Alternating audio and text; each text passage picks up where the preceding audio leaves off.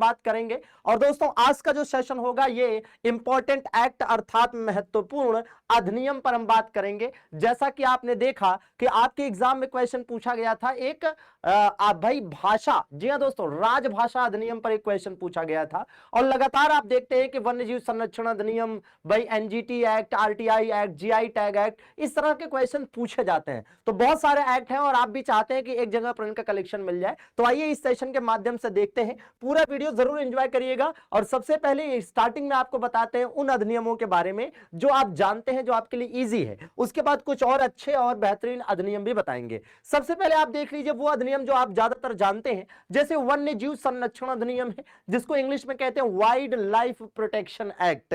जी हाँ दोस्तों, अगर हम वाइल्ड लाइफ प्रोटेक्शन एक्ट की बात करें तो आप जानते हैं कि वर्ष 1972 में 1972 में इसे लाया गया था। आर्टिकल 48 के अकॉर्डिंग हम इसे मान सकते हैं, आर्टिकल 48A दोस्तों, जिसमें पर्यावरण का संरक्षण एवं वन एवं वन्य जीवों के संरक्षण की बात की गई है। जी हाँ दोस्तों, इसके बाद आप देखेंगे वन संरक्षण अधिनियम, यह भी आर्टिकल 48A के अकॉर्डिंग आप मान सकते हैं 1980 के अंतर्गत है। जी हाँ दोस्तों, इसके बाद पर्यावरण संरक्षण अधिनियम है जो कि वर्ष 1986 में आया था। अब जरा एक चीज का ध्यान दीजिएगा कि भारतीय वन अधिनियम सबसे ज्यादा लोगों को कंफ्यूज करता है। अगर किसी क्वेश्चन ने सबसे ज्यादा कंफ्यूज किया है तो वो, क्योंकि ज्यादातर आप क्या करते हैं कि ये ऊपर के जो तीन दिख रहे हैं आपको, जैसे वन्यजीव संरक्षण अधिनियम, वाइल्ड लाइफ प्रोटेक्शन एक्ट, आपने याद कर लिया वर्ष 1972, वन संरक्षण अधिनियम मींस फॉरेस्ट प्रोटेक्शन एक्ट 1980, पर्यावरण संरक्षण अधिनियम मींस एनवायरमेंट प्रोटेक्शन एक्ट 1986। चलिए ये तीनों आपने याद कर लिए। जैसे एग्जाम में आता है भारतीय वन अधिनियम मतलब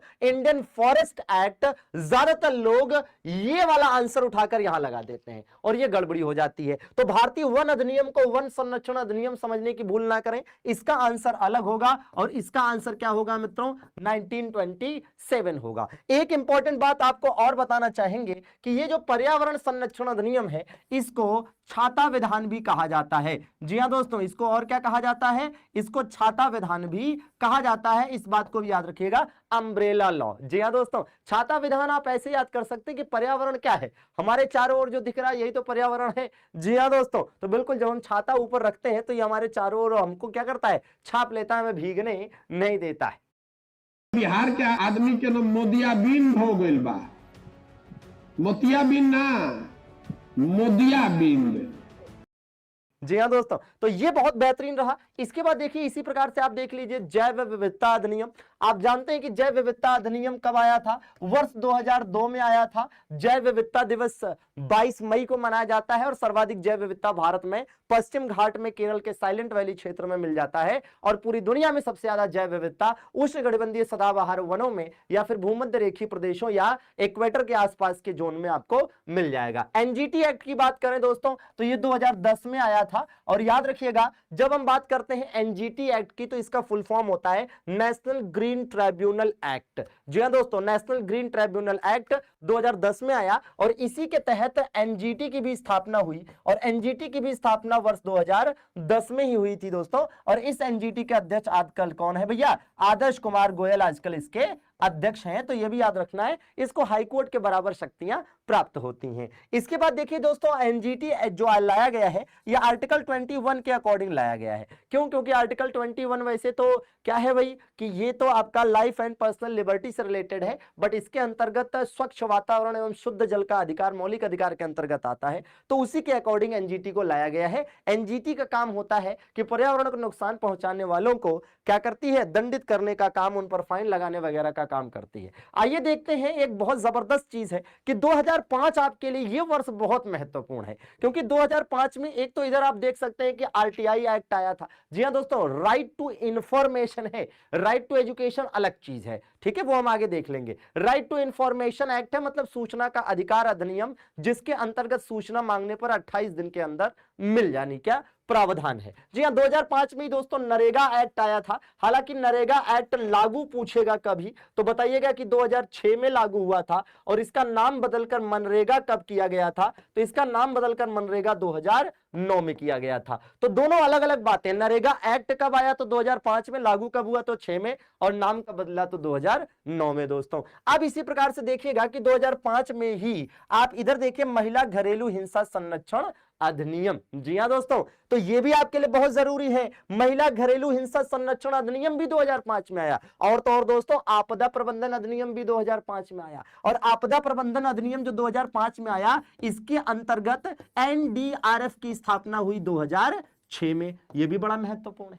तो आप देख सकते हैं 2005 में कुल मिलाकर 4 अधिनियम हो गए। कौन कौन से? आरटीआई एक्ट, महिला घरेलू हिंसा संरक्षण अधिनियम, आपदा प्रबंधन अधिनियम और नरेगा एक्ट। इसके अलावा 2005 में यूट्यूब की भी स्थापना हुई थी दोस्तों। जी हां, 2004 में फेसबुक की और 2006 में ट्विटर की स्थापना हुई थी, 2009 में व्हाट्सएप की और 2010 में भाई इंस्टाग्राम की स्थापना हुई थी। 2005 में ही क्योटो प्रोटोकॉल क्या हुआ था दोस्तों? लागू हुआ था। हालांकि क्योटो प्रोटोकॉल हुआ कब था? तो आप जानते हैं कि ग्रीन हाउस गैसेस को उत्सर्जन में कमी लाने के लिए वर्ष 1997 में जापान के क्योटो शहर में इसका आयोजन किया गया था। जी हाँ, एकदम शानदार है दोस्तों। तो एकदम बिल्कुल ये वाला तो एकदम वीके का जीके अंदाज में है। और वैसे भी शानदार तरीके से आप देखते रहिए, एक ही जगह पर ऐसे कलेक्शन जो एग्जाम में अक्सर पूछे जाते हैं। जी हाँ दोस्तों, तो ये रहा। और कुछ तथ्य दोस्तों, तो देखिए सिविल राइट प्रोटेक्शन एक्ट, जिसको हिंदी में कह सकते हैं नागरिक अधिकार संरक्षण अधिनियम। जी हाँ दोस्तों, ये आर्टिकल 17 के अकॉर्डिंग है। जी हाँ भाई, भारतीय संविधान का अनुच्छेद 17 क्या कहता है? अस्पृश्यता का अंत, छुआछूत का अंत मींस एंड ऑफ अनटचेबल।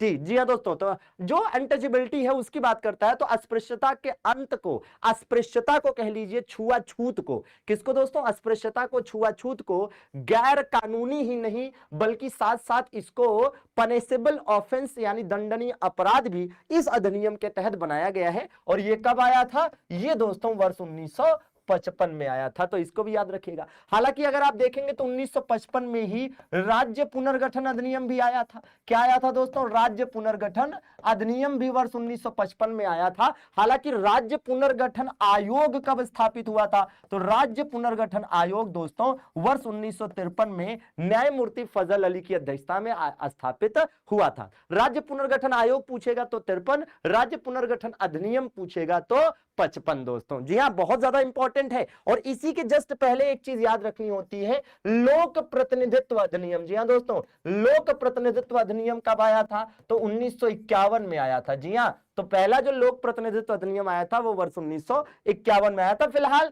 1955 दो वजहों से इंपॉर्टेंट हो गया, एक तो सिविल राइट प्रोटेक्शन एक्ट दोस्तों, और दूसरा राज्य पुनर्गठन अधिनियम। जी हाँ, तो बहुत इंपॉर्टेंट है। हालांकि इसी वर्ष एसबीआई की भी स्थापना हुई थी, फिर 1956 में एलआईसी आ गया। पहले खाता खुलवाओ फिर एलआईसी में, ठीक है, अपना जीवन बीमा कराओ। ठीक है, तो दोस्तों इसके बाद देखिए बाल एवं किशोर श्रम अधिनियम। बाल एवं किशोर श्रम अधिनियम वर्ष 1986 में उसी वर्ष आया था जिस वर्ष छाता विधान अर्थात पर्यावरण संरक्षण अधिनियम आया था। तो चाइल्ड, जी हाँ दोस्तों, ये दरअसल में किससे रिलेटेड है? ये चाइल्ड लेबर से रिलेटेड है। जी हाँ, ये चाइल्ड लेबर से रिलेटेड है। और अगर आप देखिएगा तो चाइल्ड लेबर, अगर चाइल्ड लेबर को बैन कर रहा है मतलब गैर कानूनी बना रहा है, तो जाहिर सी बात है ये आर्टिकल 24 से रिलेटेड होगा, क्योंकि आर्टिकल 24 में ही चाइल्ड लेबर को असंवैधानिक, अनकॉन्स्टिट्यूशनल करार दिया गया है। तो इसको भी आपको याद रखना है, बाल एवं किशोर श्रम अधिनियम वर्ष 1986। जी हाँ दोस्तों, अब देखिए और चीजों की बात कर लेते हैं। तो आयकर अधिनियम वर्ष 1961 में आया।